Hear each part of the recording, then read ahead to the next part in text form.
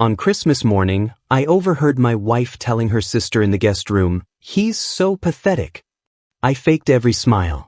Every gift I bought him was from his own credit card. He's like a trained dog. They both laughed while I sat alone downstairs. I just smiled and I waited until everyone left. 2 weeks later, her sister texted. "She's screaming. Please answer her." Hey, Reddit. I, 31M, have been married to Alice, 29F, for 5 years, or I should say was married, because what happened this Christmas changed everything. It all started 3 weeks ago. December had been pretty normal. We'd been decorating the house together, getting a tree, buying presents for family, all that typical holiday stuff. Sure, things between us had been a bit distant lately. Alice had been spending more time with her sister Holly, which didn't bother me. Sisters are close, right? I'd spent weeks planning the perfect Christmas gifts for Alice. Had to juggle our budget pretty carefully, but I managed to set aside enough for some nice jewelry, those wireless earbuds she'd been hinting about, and this fancy skincare set from that Korean brand she follows on Instagram. I was honestly excited to see her face when she opened them, like a damn fool. Christmas morning rolls around. We had her family staying over, her parents in the downstairs guest room, and Holly in the upstairs one. Everyone was still asleep around 7 a.m., but I was up making coffee, thinking we'd all have breakfast together before opening presents. That's when I heard them, Alice and Holly, talking in the upstairs guest room. I was heading up to ask if they wanted coffee when I heard my name, followed by laughter. I froze on the stairs. The door was cracked just enough that I could hear everything. "Theo is so pathetic," Alice was saying. "You should see him every Christmas. Gets so excited about his gifts for me, like he's expecting a medal or something." More laughter from Holly. "The best part," Alice continued, "every gift I buy him is just from his own credit card. He never even checks the statement. He's like a trained dog, so happy with whatever scraps I throw him." I stood there just processing. What the actual hell? They kept talking, but I can't even remember everything. Something about how she fakes her reaction to his gifts, how she's been doing this for years, how she finds it hilarious that I never notice. Holly asked her why she stays with me. Want to know the answer? His job has good benefits and he handles all the bills. Plus, he's so easy to manage. Who else would put up with me like this? I quietly went back downstairs. My hands were shaking so bad I nearly dropped my coffee mug. Had to sit down and just breathe. An hour later, everyone was downstairs opening presents. I watched Alice like I was seeing a stranger. She opened my gifts with these big fake smiles and exaggerated, "Oh my God, babe" reactions that I now realized were completely rehearsed. How had I never seen through this before? When I opened my gifts from her, a new watch, some premium headphones, and this collector's edition of a video game I'd mentioned once, I just smiled and thanked her, knowing full well I had literally paid for all of it myself. Her parents seemed oblivious. Holly kept giving Alice these little smirks whenever I said anything. The whole day felt like I was in some bizarre parallel universe where nothing was as it seemed. After everyone left on the 27th, I did something I should have done years ago. I checked our credit cards and holy Reddit, it wasn't just Christmas gifts. For years, Alice had been taking out cash advances on my credit card, buying stuff for herself using our joint account but telling me it was household expenses, opening store credit cards in both our names that I didn't know about, borrowing from our savings account without telling me. I found charges for spa days, expensive lunches with Holly, designer clothes, all while she complained we couldn't afford to renovate the bathroom or take that trip I wanted. The next few days were a blur. I functioned on autopilot, went to work, came home, pretended everything was normal, but inside I was seething. Alice didn't suspect anything. She was too busy playing with her new jewelry and posting pictures of what my amazing husband got me for Christmas on social. The comments were all, "You're so lucky," and "husband goals." And I just wanted to scream. Every night when she fell asleep, I'd lay there staring at the ceiling, replaying that conversation in my head. He's like a trained dog. 5 years of my life with someone who saw me as a joke, as a goddamn ATM with legs. I started digging deeper into our finances. Found out she'd been sending money to Holly too. Hundreds of dollars every month from our savings. For what? Who knows? Probably just because she could. New Year's Eve, we were at a friend's party. Alice got drunk and spent the whole night ignoring me. Then demanded I drive her home early because she had a headache. As I watched her immediately perk up once we got home and start texting, probably Holly, something just clicked. I wasn't going to be the punchline anymore. I wasn't going to explode or confront her in some dramatic scene that would just let her paint me as the bad guy. No, I needed to be smarter than that. I opened my laptop that night and started making a list of everything I knew, everything I had access to, everything I needed to do. Alice was passed out from champagne. Had no idea that I was planning something that would change both our lives. The trained dog was about to show some new tricks. That was 2 weeks ago. Since then, I've been methodically working through my list, setting things up, moving pieces around. Alice has noticed I've been a bit quiet, but I just blamed it on a work project. She believed me because why wouldn't she? In her mind, I'm still that oblivious idiot who never questions anything. Yesterday was the last piece of the puzzle. I confirmed something I'd suspected but needed to be sure about. Won't go into details yet, but let's just say Alice and Holly's little game goes deeper than I initially thought. Tomorrow, everything changes. I've taken the day off work. Alice is going to her sister's for the weekend, thinking I'll be here waiting like I always am. Like that trained dog she laughed about. She has no idea what's coming. I've never felt so calm, so focused. It's like all those years of being taken advantage of have crystallized into this perfect clarity. I'm not even angry anymore. I'm just ready. Ready to show Alice and Holly exactly who they've been playing with all this time. OP here with the update you've all been waiting for. First off, thank you for all the comments, DMs, and awards on my last post. Never expected that kind of response. Reading your messages has been both validating and honestly a bit overwhelming. So, the last 2 weeks, where do I even start? After discovering Alice's betrayal, I went through this weird calm phase. Like unnaturally calm. I wasn't sleeping much, maybe 4 hours a night, but my mind was razor sharp. It's like all those emotions got channeled into pure focus. The morning after my last post, I noticed something strange. Alice asked if I wanted coffee while she was making some. She never does this. In 5 years of marriage, I've always made my own coffee. It was like she sensed something was off and was trying to be extra nice. Too little, too late. First thing I did was call my bank. Had to take my lunch break sitting in my car for privacy. Changed all my passwords, set up 2-factor authentication, and requested new cards. Told them my wallet felt sketchy after a trip to the grocery store. They overnight shipped everything to my workplace, not home. When Alice texted asking why there was a fraud alert on our joint account, I just said I was updating security after reading about some data breach online. She bought it without question. The irony of her being concerned about fraud. Next, I started a journal documenting everything. Screenshots of bank statements, credit card bills, records of all those gifts she'd given me. Photographed items around the house I'd paid for that she claimed were gifts. This wasn't just for divorce purposes. It was for my own sanity to remind myself I wasn't crazy. Day by day, I made small changes. Stopped doing her laundry, always did mine plus hers before. Didn't ask her what she wanted for dinner every night. Started going to the gym after work instead of rushing home. Declined attending her friend's birthday dinner, something I'd never done before. Stopped texting her during the day to check in. Nothing dramatic enough to trigger alarm bells, but enough that she noticed. On day 4, she actually asked if everything was okay. I just shrugged and said work was stressful. The old Theo would have apologized profusely and tried to make it up to her. Not anymore. While all this was happening, I was also taking care of the bigger stuff behind the scenes. Found an apartment. Nothing fancy, just a 1-bedroom about 20 minutes away. Paid the deposit and first month's rent from my personal savings account that she didn't know about. Started it 2 years ago for a surprise anniversary trip. Guess that was never happening now. Called a buddy from college who's a financial advisor. Met him for catching up drinks where we actually spent 3 hours going through my finances. His face when I showed him what Alice had been doing and he helped me create a step-by-step plan to disentangle everything.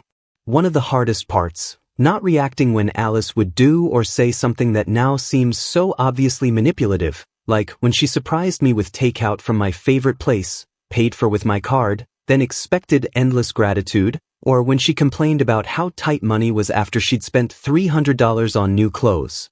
I kept thinking about all the red flags I'd missed over the years. How she'd get irritated whenever I wanted to check our joint account. The way she'd dismiss my budget concerns but always had new stuff. How she gradually isolated me from my friends, especially Jake and Mark. Those girls' trips with Holly that always seemed to cost more than discussed. How she'd make me feel guilty for buying anything for myself. Speaking of friends, I reached out to Jake and Mark for the first time in like 2 years. Alice had always claimed they were bad influences or didn't respect our marriage. Turns out they tried to contact me multiple times, but Alice had told them I was too busy. We met up for beers, and it was like no time had passed. I didn't tell them everything yet, but it felt good to reconnect. Around day 8, I noticed Alice texting frantically more than usual. Later that night, I pretended to fall asleep on the couch, but actually saw her slip into the bathroom with her phone. The door wasn't fully closed, and I could hear her talking to Holly in hushed tones. Something's wrong with Theo. He's acting different. What if he knows something? Holly told her she was being paranoid, that I was too clueless to figure anything out. That comment made finalizing my plans so much easier. By day 10, I had opened new bank accounts at a different bank, transferred my direct deposit to the new account, documented all our assets and their approximate values, gathered all my important documents, birth certificate, passport, etc. Quietly packed a suitcase with essentials and stored it in my car trunk. Consulted with a divorce attorney recommended by my financial advisor buddy. Alice was definitely sensing something was up.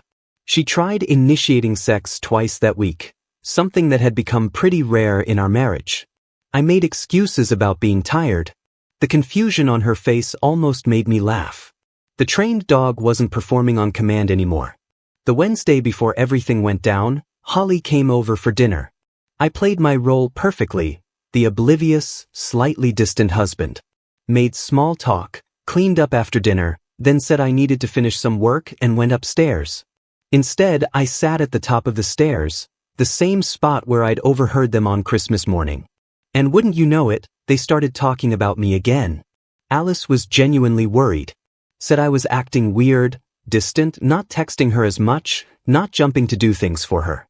Holly told her she was overthinking it, that men go through phases, and that Alice had me wrapped around her finger too tightly for anything to change.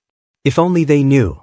Friday morning came, the day Alice was leaving for her weekend at Holly's. I acted normal, helped her load her overnight bag into her car, kissed her goodbye. She seemed relieved that I was being normal again, said she'd miss me. I smiled and said I'd miss her too. As soon as her car disappeared down the street, I sprang into action.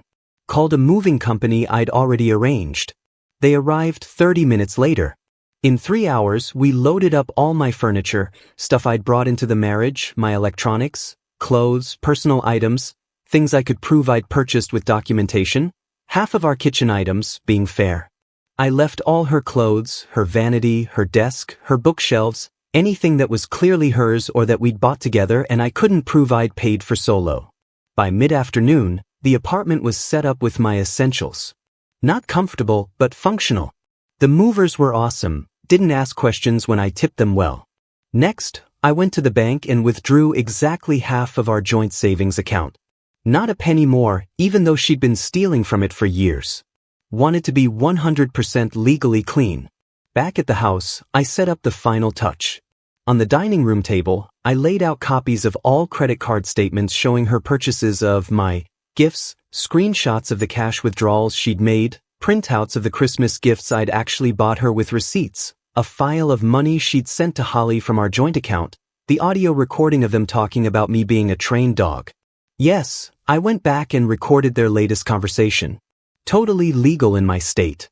On top of all this, divorce papers from my lawyer. Next to this stack of evidence, I left my house key and wedding ring. Then I blocked her number on my phone, but not before sending one final text. The trained dog learned some new tricks. Enjoy your weekend with Holly. I did keep my phone unblocked for any other numbers just in case of emergency. I'm not a monster. Then I went to my new apartment, ordered a pizza, cracked open a beer, and waited. Around 8 p.m., my phone exploded with notifications. Alice had clearly come home early and found everything. Text after text from unknown numbers, her using friends' phones after realizing I'd blocked her. Voicemail, emails, social media messages. I didn't respond to any of it.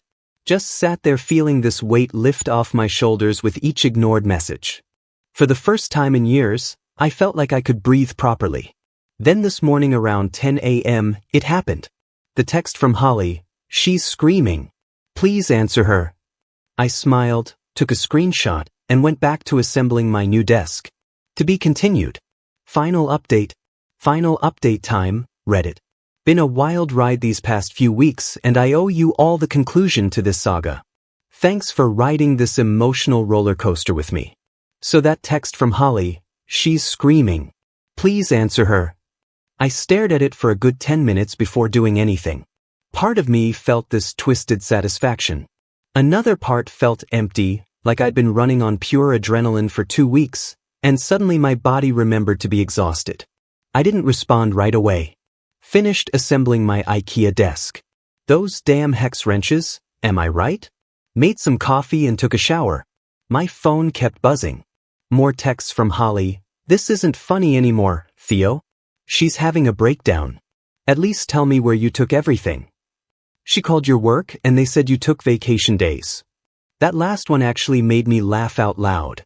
Yeah, I'd planned for that too. Had 5 vacation days saved up that Alice didn't know about. Wasn't about to be at work dealing with this fallout. Around noon, I finally decided to reply to Holly. Just one message. "You both laughed at me on Christmas morning. Called me a trained dog. How's it feel to be on the other side?" She responded instantly. Said it was just girl talk. That I was taking it out of context. That Alice really loves me. Then in the next breath called me an asshole for abandoning my wife. The cognitive dissonance was honestly impressive. I blocked her number 2. By evening the messages had spread to email, social media, even LinkedIn. Alice had gone full nuclear. Posted a status about how her husband had disappeared and taken everything, conveniently leaving out why. Her friends were commenting with the predictable "OMG, are you okay?" and "what a monster" responses. Meanwhile, my friends Jake and Mark were texting me supportive messages. They'd apparently gotten hostile messages from Alice demanding to know where I was. They didn't know, of course, but wouldn't have told her anyway. That night was weird. First night alone in the new place. Air mattress, real bed was being delivered next day, takeout containers, half-unpacked boxes everywhere. The silence was deafening after years of Alice's constant talking, TV shows, phone calls with Holly. I actually had to put on a podcast just to have some background noise. Slept like garbage. Woke up at 3 a.m. with this pit in my stomach. Not regret exactly, more like the reality of what was happening finally hitting me. 5 years of marriage over, starting completely over at 31. All those plans we'd made, the house renovations, maybe kids someday, those trip ideas, all gone. For like 30 minutes, I almost texted her. Almost. Then I remembered the Christmas morning conversation. Remembered the bank statements. Remembered being called a trained dog. The pit in my stomach hardened into resolve. Day 2 post-escape. The texts from unknown numbers increased. Alice's parents now. Her dad's message was actually decent. Said he didn't know what happened, but hoped we could talk it through. Her mom's was less nice. Called me every name in the book. I didn't respond to either. Then the mutual friends started reaching out. Most had clearly heard Alice's side only. A few asked for mine. I kept my responses simple. There are 2 sides to every story. I'll share mine when I'm ready. Meanwhile, I was settling into my new routine. Set up my gaming PC. Ordered groceries delivered. Didn't want to risk running into Alice at our usual store. Started looking into gym memberships near the new place. Normal life stuff that felt strangely liberating. Day 3. I finally decided to check my email. Found a message from Alice timestamped 3:42 a.m. I know I messed up. Whatever you heard or think you heard, we can work through this. Please just talk to me. The house feels empty without you. I didn't mean, Holly was pressuring me to act cool and detached. You know how she is. Please come home. We can fix this.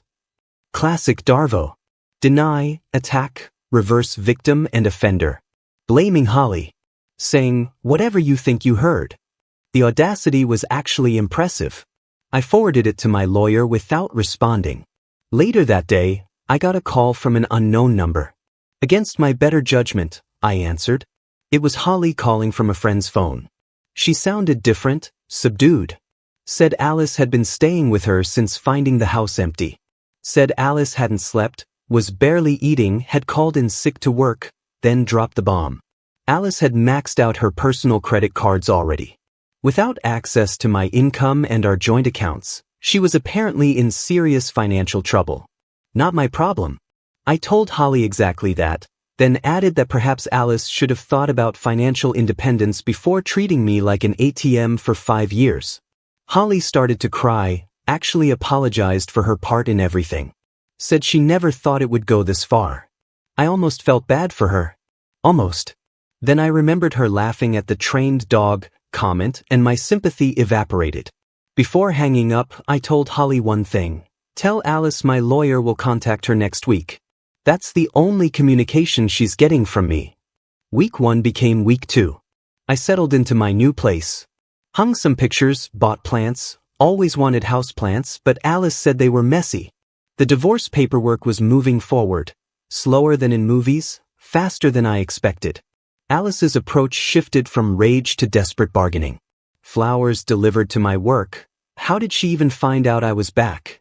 A handwritten letter in my mailbox, definitely stalking me. Even a sad playlist shared to my Spotify, immediately blocked. Through it all, I maintained radio silence. Let the lawyers handle everything. The financial fallout hit her hard. Found out through a mutual friend that she had to get a roommate for our house. Couldn't afford the mortgage alone. That roommate? Holly. The irony was chef's kiss. 3 weeks post-escape, we had our first and only face-to-face meeting with lawyers present. Walking into that conference room and seeing Alice for the first time was intense. She looked smaller somehow, tired, hair pulled back messily, not the perfect styling I was used to seeing. The moment she saw me, she started crying. Tried to approach me, but her lawyer held her back. My lawyer laid out my terms, selling the house and splitting proceeds, even though I'd put down most of the down payment. Division of assets already completed, what I took was documented as mine. No alimony. We'd both worked throughout the marriage. Clean break, no contact. Her lawyer countered with some ridiculous demands. She wanted the house, wanted me to pay outstanding credit card debt, wanted alimony. My lawyer simply pushed across the folder of evidence. The credit card statements, the recordings, the documented financial abuse. Alice's face when she realized I had receipts for everything, priceless. Her lawyer's expression changed too. They asked for a private consultation, and when they returned, their demands had shrunk considerably. We didn't settle everything that day, but the tone was set. This wasn't going to be Alice getting her way again. This was consequences. Outside the meeting, Alice tried one last time, grabbed my arm in the parking lot. Her lawyer had already left. She was crying, mascara running, saying she'd change. She'd get therapy. She'd never talk to Holly again if that's what I wanted. For a split second, I remembered the Alice I fell in love with. The woman who used to laugh at my bad jokes, who nursed me through that terrible flu 3 years ago, who looked so beautiful on our wedding day. Then I remembered Christmas morning. He's like a trained dog. I gently removed her hand from my arm and said the only words I would directly say to her. I deserve better than being someone's joke. So do you. Then I walked away. The divorce finalized 3 months later, faster than average, my lawyer said, because we had no kids, and Alice ultimately didn't contest much once she saw the evidence. We sold the house, split the proceeds, divided the remaining assets, signed the papers. Just like that, 5 years of marriage reduced to signatures and legal terminology. It's been 6 months now since that Christmas morning. Spring has turned to summer. My apartment feels like home now. I've reconnected with old friends, made some new ones, started taking a cooking class, something Alice always said I'd be terrible at. Turns out I'm not half bad. Alice, last I heard through the grapevine, She's still living with Holly.